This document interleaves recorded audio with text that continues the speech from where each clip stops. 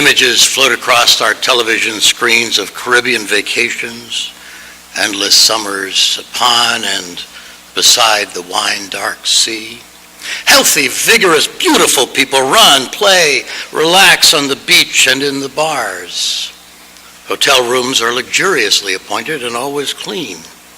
A longing begins to grow in our hearts for this veritable earthly paradise, and then, seductively, a voice reminds us that membership has its privileges, the American Express card. Or maybe a mountain, a ski lodge, perfectly executed runs down the slope, never an accident. Membership has its privileges. Or maybe a lovely 8-seater fractional jet ready at your request to take you and your family wherever you need to go, anywhere in the world, all for a very economical annual fee. Membership has its privileges. Wait a second. I don't need access to my own jet. But after all, membership. The thing is, the notion of membership that's expressed in these appealing, seductive ads are all about me, or anyway, me and my family. It's about what I want, what would give me pleasure. I could go off on what's wrong with pleasure and enjoyment. I could deliver some puritanical diatribe, this was a Puritan pulpit after all, about the need for abstemiousness and restraint, but that's not where I'm going. I believe that the earth was given to us to live fully, to take pleasure, to exert our strength and our ingenuity. But the thing is, that's not all that there is. There's something missing from our lives if we're concerned only about our families and ourselves. Membership in the church community here at First Parish is different than that. And this membership has its privileges too. It's not just about you and me as individuals or members of our families or friends. In a way, it's as though our families were extended to a broader circle of chosen companions outside the ties of blood and marriage. So this morning, as we welcome 4 new members to the congregation, I wanted to reflect a little bit about the meaning of membership here at First Parish. The Apostle Paul, despite the fact that he's my namesake, is not always my favorite New Testament writer, but sometimes he hits the nail on the head. Like, for example, when he says, love bears all things, believes all things, hopes all things, love never ends. He has another striking image in the previous chapter of the book of Corinthians where he talks about how the various members of a congregation work together, much like the different parts or members of our own bodies. And he says, if one member suffers, all suffer together with it. If one member is honored, all rejoice together with it. Now, sometimes, of course, our bodies become disordered. We get sick, and sometimes churches have conflicts that have to be worked out as well. Sometimes we come to church to learn things that we couldn't learn anywhere else. Reverend George Kimmel Beach uses a story from James Luther Adams, one of the great Unitarian Universalist theologians of the 20th century, to illustrate that the purpose of church is transformation. Adams tells the story this way. In the first Unitarian church in Chicago, we started a program that some of us called aggressive love to try and desegregate that Gothic cathedral. This would have been in the early 1950s. And we had 2 members of the board objecting. Unitarianism has no creed, they said, and we were making desegregation a creed. It was a gentle but firm disagreement, and a couple of us kept pressing. Well, what do you say the purpose of this church is? We kept at it until 1:30 in the morning. We were all worn out when finally one of these men made a statement that, for my money, is one of the greatest statements in the history of religion. Okay, Jim, he said, the purpose of this church, well, the purpose of this church is to get hold of people like me and change them. Now, I have been told that there have been conflicts in the course of our history here at Second Parish as well. As this story by James Luther Adams suggests, conflict can be used very productively for change, provided that we are all committed, as members of one body, to use our own particular and individual gifts in the service of the whole.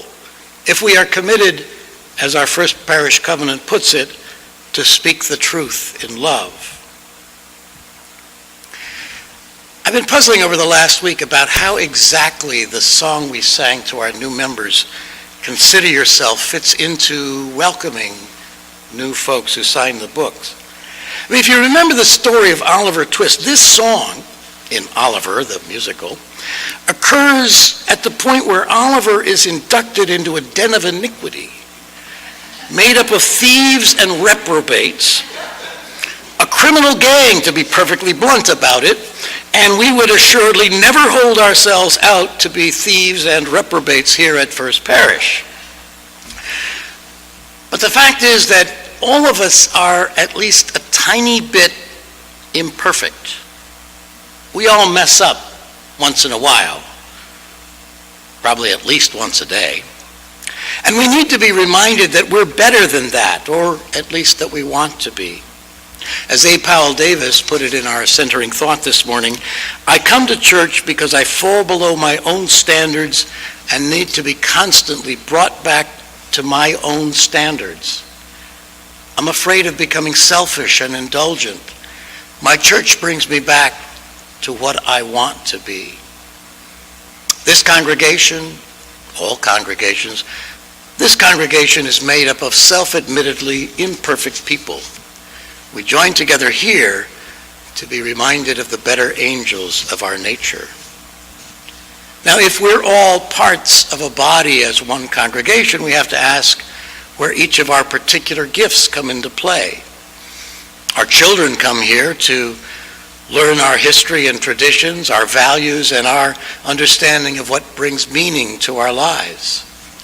Some of our members are teachers and have a particular gift to pass this on to our children. And they need space in which to learn. One of the reasons that I'm very excited that we're almost ready to start occupying the Hive, that ingenious little expansion. We swore up and down for years and years there was no room to grow, but we managed to expand into that building, which many of you visited last week at the ribbon cutting and the open house. One of the struggles we faced here at First Parish has been developing a program for our high school youth after they've completed our OWL and coming of age programs in 7th and 8th grade. And I'm really proud that this year we've started forging a very successful response to that need by joining together with 6 other congregations near us to create our new U United Youth Ministry, including youth from Attleboro, Foxborough, Middleborough, New Bedford, Northeastern, Taunton, and of course, First Parish in Bridgewater. And the ministers of most of those congregations will be participating in the installation ceremony next Sunday afternoon. I'm proud to be part of a team that has helped to bring this together. Many of you as members joined when you had children of your own or when you were thinking about it and you realized that they needed to fit into a place to work out their own understanding of the meaning of life. The parents often are confused as their children grow up. That's how Dee Dee and I came to join the Unitarian Society of Ridgewood some 22 years ago. Our sons were then 6 and 9 when we moved out from New York City. I never thought about going to church in New York City, but we moved to the suburbs and suddenly Sunday mornings seemed awfully quiet. And we realized that most people get together by going to church. And we found ourselves needing a liberal religious community in the midst of a fairly conservative, well-to-do Republican town. And that's when we discovered the Unitarian Society. We benefited from long, sometimes difficult conversations with other parents in our DRE about how to raise our boys. It was a little confusing. 2 boys, well, some of you know this. How to clarify our own values as we struggle to pass them on. How to serve as good examples to them of the kind of adults that we would hope they would become. I've sometimes thought a program like that, parents sharing with each other and with others, might be a useful addition to our adult education program here at First Parish. Membership has its privileges. And we engage in lifelong learning here, whether by reading together The Righteous Mind by Jonathan Haidt most recently, or by just organizing ourselves together. And we support each other in figuring out how to respond to crises in our own lives, including sharing together how best to prepare for our own eventual death, as we'll be doing in our 5 Wishes Before I Die program starting this coming Tuesday night. And we're a caring community. Just as we care for our children, we care for one another. As this service to each other, celebrating together, mourning together, visiting, feeding, eating, comforting, remembering, this is one of the things that most characterizes this or any community of memory and hope. Nor is the benefit of our caring connection to each other one-sided. In caring for one another, we're ultimately caring for ourselves, learning compassion, strengthening our own spiritual reserves, laying up treasures against the day when we too will require compassion and caring. Sometimes we come together to sing, "Let it be a dance we do. May I have this dance with you. In the good times and the bad times too. Let it be a dance." And sometimes we come together to sing, "Comfort me, comfort me, comfort me, oh my soul." As a congregation, we need committed, motivated, and dedicated leadership. Many of us have that gift. As a small congregation, we sometimes call upon one another to assume more than one role. We need a higher proportion of our members to be in leadership. On the other hand, that also means there are more opportunities for learning, for serving, for spiritual growth. Membership has its privileges. And of course, we're members here because our mission at First Parish extends far beyond our own walls.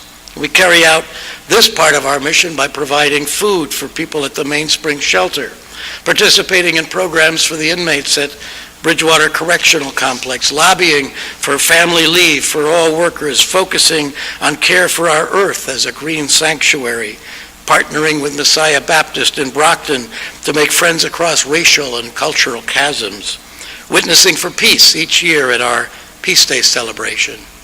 And thanks to the leadership of our community minister, Reverend Rachel Tedesco, taking an active role in the Brockton interfaith community. These and so many other commitments beyond our walls illustrate the ways in which the privileges of membership here at First Parish are in some ways the opposite of the ways that the seductive ads for American Express, MasterCard, and Visa are trying to urge us to focus on. There's so many ways to learn and to grow here as we come together and as we come to maturity as spiritual beings. And we especially welcome the opportunity to gather in worship, to take deliberate time to slow down, to sing together, to celebrate, to remember, to take an hour out of the hustle and bustle of the rest of our lives and to move into sacred space, to seek nourishment for our spirits, to find something challenging or instructive, to see the faces of friends gathered around us. Membership has its privileges. But here the privileges are much more complex and fulfilling than the beguiling images that cross our television screens. Here membership is about all of us, all of our beings, body, soul, and spirit.